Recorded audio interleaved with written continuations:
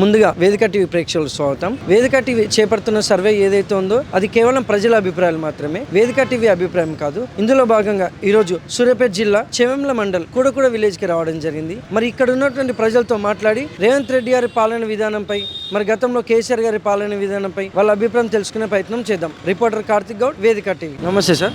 నమస్తే అండి. మీ పేరు సార్? అశోక్. ఏం చేస్తుంటారు సార్? నేను మేస్త్రిని. సీఎం రేవంత్ రెడ్డి గారి పాలనపై మీ అభిప్రాయం ఏంటి సార్? అంత అనిపించట్లేదు, మంచిగా అనిపించట్లేదు. కేసీఆర్ది బాగుంది, వస్తుంది. ఇక కొంచెం అంతా కొద్దిగా ఇబ్బంది ఉంది, పథకాలు అయినా అదైనా ఇదో కొంచెం ఇబ్బంది ఉంది. కాకపోతే ఏంటంటే కేసీఆర్ ఉన్నప్పుడు బాగుంది. మాదైతే సూర్యాపేట డెవలప్మెంట్ కేసీఆర్ వల్లనే అయింది, జగదీష్ రెడ్డి వల్లనే అయింది. మరి గతంలో కేసీఆర్ గారి పాలనపై మీ అభిప్రాయం ఏంటి సార్? కేసీఆర్ పాలన బాగుందన్న కదా, అన్ని విధాలుగా బాగుంది.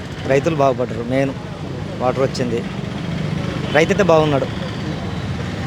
బట్ ఏంటంటే కేసీఆర్ది బాగుంది రేవంత్ రెడ్డి కంటే. నమస్తే సార్. నమస్తే అండి. మీ పేరు సార్? నా పేరు అనుదీప్ అండి. ఏం చేస్తుంటారు సార్? మేము బిజినెస్ ఉన్నాం, real estate. CM Revanth Reddy గారి పాలనపై మీ అభిప్రాయం ఏంటి సార్? రేవంత్ రెడ్డి గారి పాలన గతం కంటే ప్రస్తుతం మెరుగున్నట్టుంది. గత ప్రభుత్వాల కంటే ఇప్పుడు మెరుగ్గానే ఉన్నట్టు కనిపిస్తుంది. అది నా ఒక్కడి అభిప్రాయం, మీ అందరి అభిప్రాయం కూడా అదే అని నేను అనుకుంటున్నా.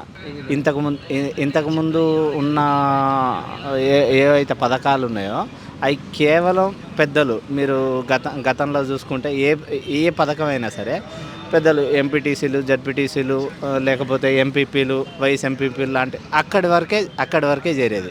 మీరు డబల్ బెడ్రూమ్ ఇల్లు చూసినా, ఈవెన్ డబల్ బెడ్రూమ్ ఇల్లులు కూడా వాళ్ళ అనుచరులకు, వాళ్ళ బినామీలకే దొరికినాయి తప్ప నిజమైన పేదోడికి ఎక్కడ దొరకలే.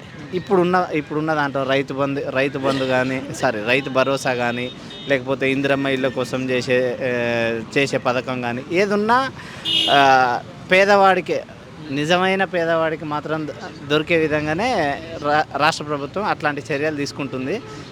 నిజమైన పేదవాడికి లబ్ధి చేకూరే విధంగా ప్రభుత్వ చర్యలు అయితే ఉన్నాయి.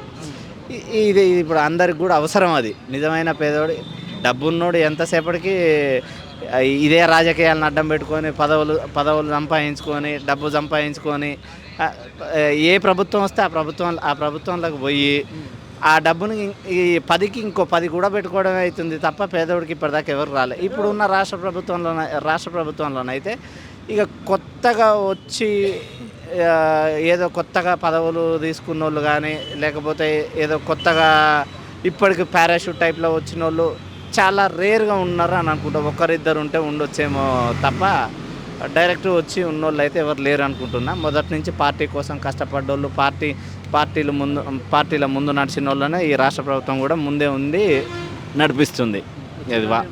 మరి గతంలో కేసీఆర్ గారి పాలనపై మీ అభిప్రాయం ఏంటి సార్?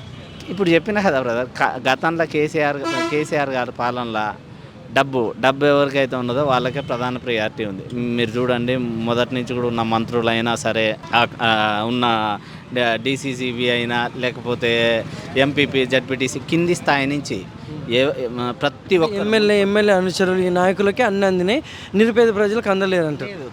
తప్పకుండా లేదు. మీరు చూడండి, ఇప్పుడు డబుల్ బెడ్రూమ్ ఇల్లు చూడండి. డబుల్ బెడ్రూమ్లో ఇల్లు ఎంతమందికి, ఎన్ని మండలాలలో కట్టిరు, ఎంతమందికి వచ్చిన వాళ్ళ దాంట్లో నిజమైన అర్హులైన పేదలు ఎంతమంది ఉన్నారు చూడండి. 3 ఎకరాల భూమి అన్నారు, 3 ఎకరాల భూమి ఎంతమందికి వచ్చింది. ఇట్లా చెప్పుకుంటూ పోతే ప్రతి స్కీమ్లా మేజర్ వాటా ఎమ్మెల్యే అనుచరులు, వాళ్ళ అనుయాయులు, వాళ్ళకు తప్ప ఎవరికి వచ్చిన గతంలో చూడండి. మీరు 2010లో దాదాపు ఒక 50% మంది ఎమ్మెల్యేలకు ఎవరికి కూడా సొంత ఇల్లు ఉన్నోళ్ళు లేరు. ఈరోజు చూడండి, ఇప్పుడు వాళ్ళు ఒక టర్మ్కి వచ్చిన వాళ్ళకు ఈరోజు చూడండి వాళ్ళ ఆస్తులు ఏ విధంగా పెరిగిపోయినాయి. ఇప్పుడు అప్డేట్ చూడండి వాళ్ళది ఏ విధంగా పెరిగిపోయినో తెలుస్తాయి మీకు. ఏ విధంగా పెరిగిపోయినో తెలుస్తాయి మీకు అర్థమవుతుంది కదా. ఇప్పుడున్న రాష్ట్ర ప్రభుత్వాలు చూడండి, వీళ్ళు అప్డేట్ చూడండి, గతంలో ఎట్లా ఉన్నాయి, ఇప్పుడు ఎట్లా ఉన్నాయి అనేది చూడండి, మీకు తెలుస్తుంది కదా. Thank you sir. రైట్ అండి. ఓకే. నమస్తే సార్. నమస్తే. మీ పేరు సార్? చింతలపాటి మధు. ఏం చేస్తుంటారు సార్? మామూలు మా భార్య మాజీ సర్పంచ్. సీఎం రేవంత్ రెడ్డి గారి పాలనపై మీ అభిప్రాయం ఏంటి సార్? సీఎం రేవంత్ రెడ్డి ఈరోజు తెలంగాణ రాష్ట్రం తెచ్చుకున్న తెలంగాణని ఈరోజు ప్రజలకు ఏ విధంగా అయినా సహాయపడే విధంగా లేడు. ప్రజలు ఏదో చేస్తారని రేవంత్ రెడ్డి నమ్మకంతో ఓట్లేసి ఇలా రేవంత్ రెడ్డిని గెలిపించి గద్దె మీద కూర్చోబెడితే ఈరోజు ఈ పాలనలో ప్రజల్ని ఏ రోజు పట్టించుకోకుండా ఆయన పనిందో ఆయన సొంత చూసుకోవడం జరుగుతుంది.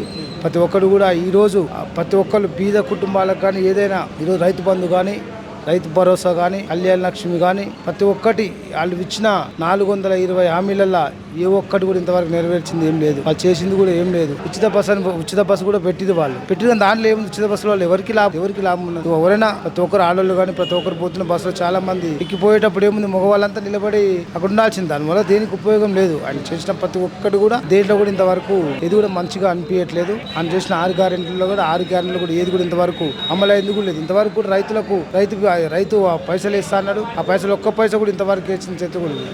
ఇంతకుముందు అదే కేసీఆర్ ఉన్నప్పుడు వేస్తే ఎవరి అకౌంట్లో చూసినా కూడా ఆ టైంకు నాట్లు పెట్టక ముందే వాళ్ళకు పైసలు ఉండేది అకౌంట్లో. వాళ్ళకి ఏంటంటే రైతులకు ఉండే బాధ ఏంటంటే పెట్టుబడి సాయం కింద వాళ్ళకి ఎకరానికి 6,000 రూపాయలు వేసేది ఉండే. ఇంతకుముందు వేస్తుంటే సరే వాళ్ళకు అవసరం ఉండేది. రైతులకు ఆ టైం పెట్టుబడికి పిండి బస్తాలకు దేనికో దానికో ఉపయోగపడేది, మంచిగా ఉండేది. ఇప్పుడు ఎవరు కూడా రైతులకు వేస్తానికి కూడా లేదు. వాళ్ళు చాలా ఇబ్బంది పడతా ఉన్నారు. మాకు ఇప్పుడు సూర్యాపేట నియోజకవర్గంలో నీళ్లు కూడా రావడానికి కూడా చాలా మంది ఇబ్బంది పడతా ఉన్నారు. పొలాలు కూడా బాగా ఎండిపోయినాయి. 1 ఎకరం కూడా పాడే పరిస్థితి లేదు. నీళ్ళు అసలు 1 ఎకరం పాడతానికి కూడా మొత్తం పొలాలు చూస్తే మీరు చూడండి, ఒకసారి చూడండి, వీళ్ళల్లో మొత్తం ఎండిపోయినాయి పొలాలు. ఎవరికి చివరి వరకు కూడా నీళ్ళు ఎక్కడ పారట్లేదు. నీళ్ళు ఇప్పుడు ఇస్తాను కాళేశ్వరం ఫుల్ ఉన్నాయి కదా నీళ్లు ఇస్తానికి ఏమైంది? అప్పుడు కేసీఆర్ ఉన్నప్పుడు ఫుల్గా ఉన్నాయి నీళ్లు. అప్పుడు ఇచ్చిన కాలువలు సూర్యాపేట నియోజకవర్గంలో తుంగతుర్తి కానీ సూర్యాపేట కానీ సస్యశ్యామలంగా ప్రతి ఒక్కరు పొలాలు పండించుకొని ఆనందంగా ఉండేది రైతులంతా. మనకి ఇప్పుడు రేవంత్ రెడ్డి వచ్చిన తర్వాత రైతులందరికీ చాలా ఎవరికి కూడా పొలాలు పండే పరిస్థితి లేదు. వాళ్ళకున్న విధంగా ఎవరికి కూడా చాలా నష్టమే తప్ప ఆయన వల్ల ఎవరికి ఉపయోగం అయితే ఏ విధంగా ఎవరికి వినబడతలేదు. గతంలో కేసీఆర్ గారి పాలనపై మీ అభిప్రాయం ఏంటి సార్? గతంలో కేసీఆర్ పాలనలో ఉన్నప్పుడు ఆయనే తెలంగాణ రాష్ట్రాన్ని కొట్లాడి తెచ్చిన నాయకుడుగా ఆయన ఎప్పటికి కూడా చరిత్ర నిలిపోతుంది. ఎప్పటికి కూడా ఆయన జీవితాంతం ఎప్పటికి కూడా చరిత్ర నిలబడుతుంది. ఆయన చేసిన పనులలో రేవంత్ రెడ్డికి కేసీఆర్ గారికి పొంతన కూడా లేదు. ఎందుకంటే ఆయన చేసిన పాలన చాలా అద్భుతంగా ఉంది. ఏది చేసినా కూడా రైతులకు ఇప్పుడు కళ్యాణ లక్ష్మి చెక్ ఉందండి. రైతుల ఆడపిల్ల ఇంట్లో పెళ్లి చేసుకుంటే అక్కడ పెళ్లి చేసిన తర్వాత ఎంత అప్పు అవుతుందో అందరికీ కూడా తెలుసు.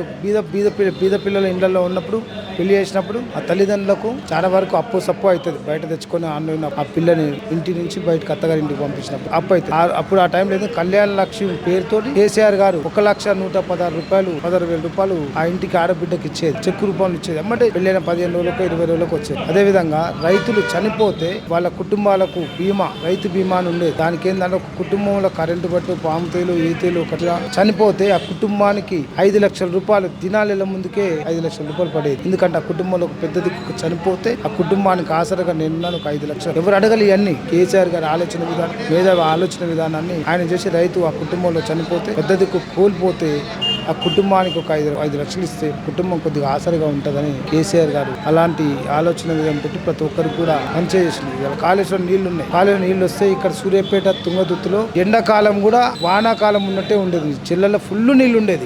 చెల్లెలు ఉండేది. పొలాలు పండించుకునేది. నీళ్ళు ఎందుకు ఇస్తున్నాడు కేసీఆర్ గారికి? పొలాలు ఇంకా అట్లా పాడైపోతే అప్పుడు ఉండే జనం ఎప్పుడు చూసినా నీళ్ళు అవ్వపడుతుండే. ఎండాకాలం కూడా అట్లనే ఉండే. ఇప్పుడు పొలాలు అలా చూస్తే మొత్తం నెర్రలు బారి పొలాలు ఎండిపోయి ఎట్లున్నాయి ఇప్పుడు చూస్తే. ఆ పారేటట్టు కూడా లేదు. అసలు నీళ్ళు వస్తాయా రావా, పొలాలు ఎండిపోతాయి ఉన్నాయి అనేది రేవంత్ రెడ్డి మీద ఏ నమ్మకం కూడా లేదు. జనాలు ఏంటంటే రేవంత్ రెడ్డి మీద నమ్మకంతో ఏదో చేస్తారని ఓట్లేసి తప్ప గెలిపించారు తప్ప రేవంత్ రెడ్డికి ఇంకొకసారి పుట్టగతులు కూడా ఉండవు. ఇక్కడ వేస్తాను కూడా రైతులకు ఎవరికి కూడా అసలు ఇష్టమే లేకుండా కేసీఆర్ చేయకి ఎక్కడ పోయినా కేసీఆర్ చేయని మాట్లాడుతుంది. కేసీఆర్ చేసిన ప్రతి ఒక్క ఆలోచన విధానం తెలంగాణ అసలు మళ్ళీ కేసీఆర్ కావాలని కొట్లాడుతుంది. మళ్ళీ కేసీఆర్ రావాలని జనమంతా అదే ఉన్నది. ఇప్పుడు తక్షణం ఎలక్షన్లు పెట్టినా కూడా ఇలా కేసీఆర్కే ఓటేస్తారు తప్ప కాంగ్రెస్ పార్టీకి ఓటేస్తుంది ఎవరు ఉండరు. ప్రతి ఒక్క విషయం కూడా రైతులకు కానీ ప్రతి ఒక్క ఆడబిడ్డకు కానీ ప్రతి ఒక్కరు కూడా ఇలా రేవంత్ రెడ్డి పాలనలో రైతు ప్రతి ఒక్క ఎన్నో హామీలు ఇచ్చింది. ఒకరికి ఆడవారికి 2,500 రూపాయలు ఇస్తాను ఇచ్చింది. ఏది అమలు చేసింది? నువ్వు అమలు చేసింది ఒక్కటి చేయించమని ఏ ఊళ్ళోనైనా ఎక్కడైనా రైతులకు కానీ రైతు బంద్ చేస్తాను ఇంతవరకు వేయలేదు. ఒకరికి రైతు బంద్ చేస్తాను వేయలేదు. రుణమాఫీ చేస్తాను. రుణమాఫీ ఏ ఊళ్ళో కూడా చక్కగా కాలే. ఏ ఊళ్ళో కూడా కాలే. 50% కూడా 40% అయినాయి తప్ప ఎక్కడ కూడా మొత్తం ఎక్కడ కూడా కాలేదు. ఇంతవరకు ఆ పాలన మొత్తం ఫెయిల్ అయిందే తప్ప ఎక్కడ కూడా జనాలు ఇప్పటికి తక్షణం పెట్టినా కేసీఆర్కే చేయకూడదు. Thank you sir.